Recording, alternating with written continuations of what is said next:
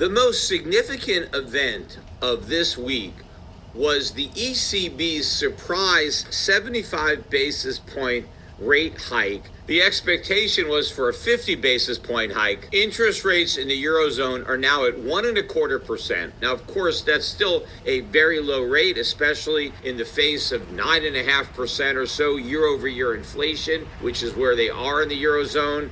As of August, in fact, Eurozone inflation is now higher, at least the way they measure it with their CPI, than it is in the US. And one of the main reasons for that has been the weakness in the euro relative to the US dollar. In fact, the euro, again, for a good part of this week, trading below parity with the US dollar, though it did rise towards the end of the week, settling back above parity. But the weakness in the euro in relation to the dollar is one of the reasons that Eurozone inflation is as high as it is. It's also one of the reasons that US inflation isn't even higher, because while the Eurozone has had to deal with the problem of a weak euro making their inflation stronger, America has had the benefit of a strong dollar making our inflation weaker.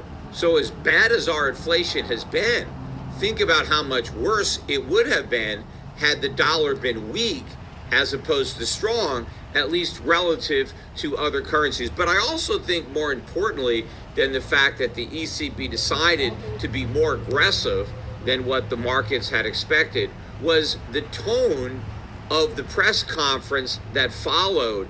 And if you listen closely to what Lagarde was saying, she is now very much in the inflation fighting camp.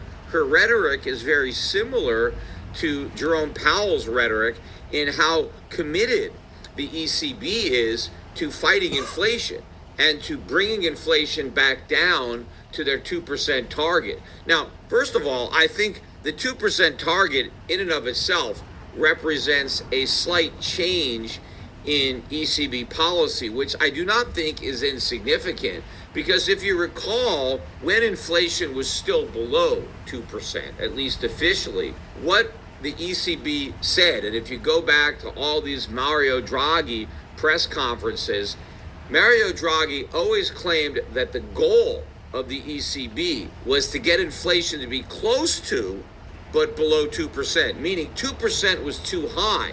They needed to be below 2%, but they had to get as close to 2% as possible without touching it. Now, of course, that whole policy made no sense, and nobody questioned it. I never heard a single person at a press conference talk about how ridiculous such a policy was and to ask Mario Draghi to explain it. After all, why is 1.9% inflation great, but 2% is a disaster, and so is 1.8? I mean, what is the magical number that makes 1.9 the sweet spot? Or maybe is it 1.99? Maybe 1.9 is still too low because you can still get closer to 2% without touching it. Now, this nonsensical policy was all about trying to come up with an excuse to continue easy money so that politicians in the Eurozone didn't have to face reality, so that they didn't have to cut government spending or act responsibly. That's really what the ECB was trying to do. It was trying to bail out European politicians by allowing them to continue to deficit spend, to continue to buy votes with borrowed money, and to make it work, the ECB had to keep borrowed money super cheap.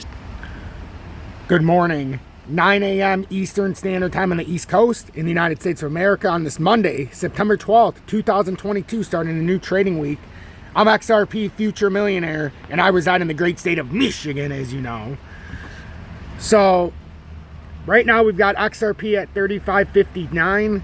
It's up about 0.14%. We've got Bitcoin up over 2.3% at up $508 to 22,343. I hope you appreciated the Peter Schiff opening. I decided to play Peter Schiff instead of doing a deep dive into our chart, into the more key facts about XRP or Ripple or XLM. We might still read a little bit, but I wanted to get you started on the ECB and how they raise rates 75 basis points instead of 50, as that has serious domino effect here for the USA when we do our rate hikes coming at the end of this month, or about around the 20th, I believe. So without further ado, let's get into XRP. And if you're new, I cannot thank you enough. The show of support's been absolutely tremendous. We're just about 13,500 subscribers now after picking up 27 new subscribers yesterday, which I will always embrace all the new subscribers that are in here. So I appreciate if you're part of the 27 new subscribers. I will say, if you haven't started on my TikTok page, join me over on TikTok as it's exploding. Yesterday I had 846 subscribers. Today I have 1,054. It's insane. It's insanity. It's insanity the amount of views that these videos are getting. And these I just put out yesterday, 6,324.02. So I decided to share some of the documents on YouTube as well, because some people were complaining that why would you put them on TikTok and not YouTube? And I guess that's a valid point. So you'll see those. So if you don't want to look at them, don't look at them. But I'm going to release the official documents on YouTube as well, just so that you guys can see them. If you don't like them, well, you know, hey, I'm trying to help, let everybody see what they want. And if you can't get with that, too damn bad. As we have a saying in here, get with it or get the fuck out. And I'm going to stick to that saying, because I don't want the fake ones in here. I want the real ones in here who want to actually learn, want to prosper, and want to make a huge transformation in their wealth, as I've done in the last several years. But the next step is the biggest step. This next step takes me to the six-figure heir, let's just say. I went from being a penny heir, or not even a penny heir, as I called it, a negative heir, to a penny heir, to a dollar heir, to $100 heir. Now we're into $1,000 heirs, but we're trying to get to $100,000 heirs, which is six figures or more at any given time. So we are not there yet. Not even close to that goal. But what I am on a journey to do is add 1 to 2 zeros to my portfolio. I went from 3,500 to 18,000. Before we had the crash, had to sell out and liquidate at an average of $1.66 on XRP and XLM and DGB, all in the same range. Bought $10,000 plus in gold and silver on the way down with that. Now have $3,500, or what is it, $4,200, which will be $5,000. So $5,000, but I say I have a $3,500 challenge to take $3,500 and turn that into six figures on XRP, or the ISO coins. But it's 10,000 XRP is the minimum threshold you have to have if you're going to play by my standard. You can even do 1,000 if you want, but it's going to be 1/10 of what I'm doing. So my goal is 10,000 for anybody who's watching me as we're building down. I have 2,500 XRP, 2,500 plus currently bought back. I don't believe we bottomed out yet, so I haven't bought all my XRP back. But as we start to bottom out and start to move down, that's when I'm going to transcend this whole thing, and you guys are going to be simply blown away. If you stick with me every step of the way, I'm going to show you how to build your portfolio. I'm going to show you how to do it properly. I didn't lose 85% in this big, huge market drop. But what I did was I increased my gold and silver physical metals in front of all of you north of $10,000. I had 18,000, lost 2,500. I'm not afraid to admit I didn't sell out right at the very top. I still had the hopium, ladies and gentlemen. Still had the hopium, just like all of you, or most of you. We're passionate about XRP. We wanted to see it go up to all-time highs again. Unfortunately, it didn't happen, but at $1.66, I made it well known to everybody that we're done. We have to liquidate, and we have to wait for the bottom to get rich again. Because that's how you make it. You don't get rich in a bull market. You get rich at a bear market before the market starts to have this big pump. I had an average price of XRP at 47 cents. I was in it before the bull run. Went from 47 cents on my average to $1.98. It's a mini bull run at that, but I still 4x my portfolio in a very short amount of time. But the biggest key is you have to get in a bear market. So the time to buy was not at $1.66, but if you wanted to start buying at 35 cents, I'm never going to tell anybody not to buy sub 50 cents. And I've been saying that since the beginning. When I bought it at 29.8 and 32 cents, those are the two spots you could have added. I am fully ready for this to go down 80% or 50% from here. And then be down, because right now I'm up like 23, 24%. I'm fully aware that this is going to go down. And I'm embracing it. I want it to go down so I can add to my position cheaper. I'll add to it if it goes up more. if it gets over certain thresholds, but I'd much rather add to it on the bottom side of 20 cents. Stick with me, and you're going to make transformational changes to not only your XRP portfolio, but your ISO holdings as a whole. Because it's not just XRP, but a big portion of what I do is XRP, because I believe it's the undisputed champion when it comes to the ISO related coins.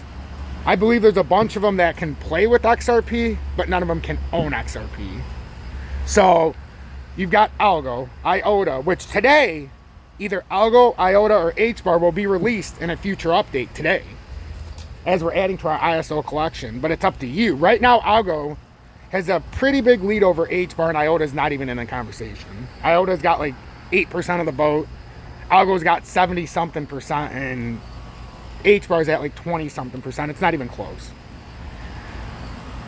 But I'm going to teach you how to transform your portfolios. We already talked about, and here's the ISO coins of importance: Quant, HBAR, XRP, XLM, XDC, Algo, IOTA. We talked about Quant. Also, one that doesn't get talked about enough, ADA. So that'll be added eventually into our repertoire. So consider all this and more as being the reason why you should subscribe to this channel. On the XRP chart, if you stuck around and you listened to my mission statement, because from now on, if I have something to say, everybody's going to listen to it, because I believe it's important. You're coming to my station not just to get the charts, but to get the overall inner workings of the market. And that is what I believe makes me great at what I do, because I understand more than just a number on the screen. I understand the full impact.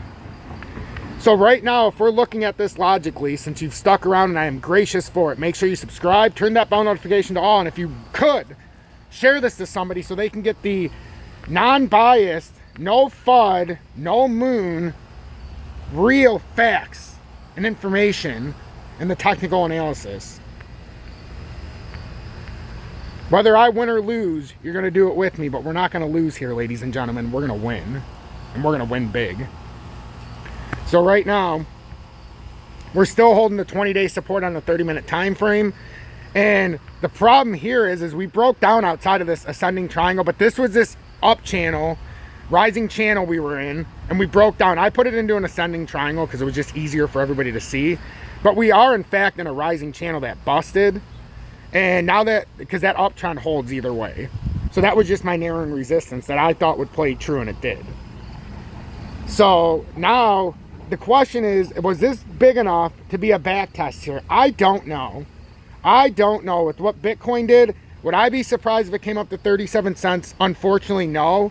What I really want to happen, though, and we have to pay attention to this, is that this could very well be a head and shoulders topping. If it pulls down, that's what we're looking at. If not, this is going to be a fake out and we're going to come to a head here. And that absolutely could be a head formation in the works. So pay attention and don't get too caught up. XRP Future Millionaire. I'll be back shortly. Please let me know in the comments what you think.